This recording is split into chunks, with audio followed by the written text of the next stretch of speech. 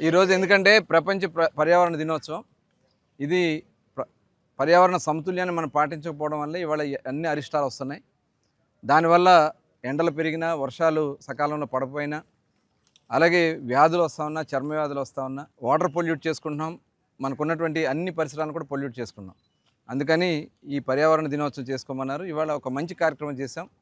ఎందుకంటే సముద్ర జలాల్లో ఉన్నటువంటి జీవాలు ఇవాళ మనం చేస్తున్నటువంటి వ్యర్థ పదార్థాలు తీసుకెళ్ళి సముద్రంలో కలపడం వల్ల చాలా నష్టం జరుగుతోంది. అది ఇప్పుడు మనకు కనపడదు, కానీ భవిష్యత్ తరాలకి ఖచ్చితంగా ఆ ఇబ్బందులు వస్తాయి. ఏదైతే మనం ఇస్తున్నటువంటి ప్లాస్టిక్ అది కలవడానికి కొన్ని వందల సంవత్సరాలు పడతాయి.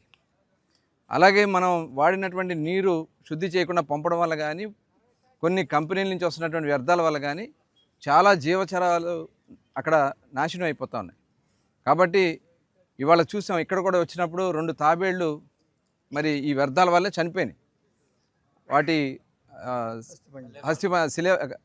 కళేబరాలు మనం చూసాం. అంటే ఇలా కనపడని ఎన్ని జరుగుతూ ఉన్నాయో. కాబట్టి దాని మీద మనం అందరం కూడా ఒక ప్రతిజ్ఞ తీసుకుని మనం ఖచ్చితంగా ఈ బీచ్ని, ఇవాళ మంగినపూడి బీచ్లో మనం ఈ కార్యక్రమం చేస్తున్నాం. మచిలీపట్నం మంగినపూడి బీచ్లో ఒకసారి అందరూ కూడా ఒక ప్రమాణం తీసుకోవడమే కాకుండా, ప్రతిజ్ఞ చేయడమే కాకుండా అందరినీ కూడా దీంట్లో భాగస్వాములు చేయాలని చెప్పి కోరుకుంటూ ఒకసారి అందరూ కుడి చేయి ముందుకు చెప్పాల్సిందిగా కోరుతాను.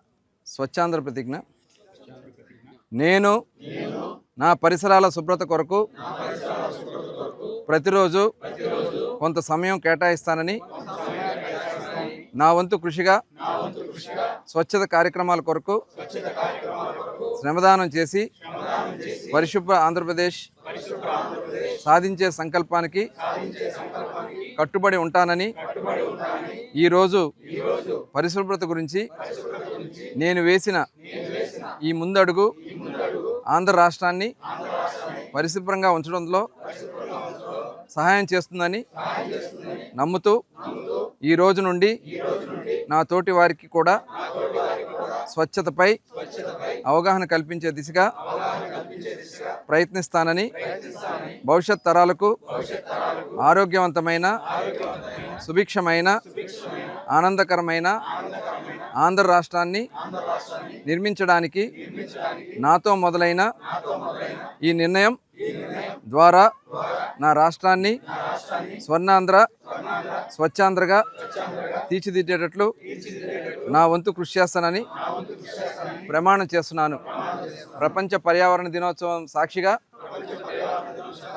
ఈరోజు మంగినపూడి బీచే కాదు, ప్రతిరోజు అన్ని ప్రాంతాల్లో కూడా పర్యావరణ సమతుల్యాన్ని పాటిస్తానని ప్రమాణం చేస్తున్నాను.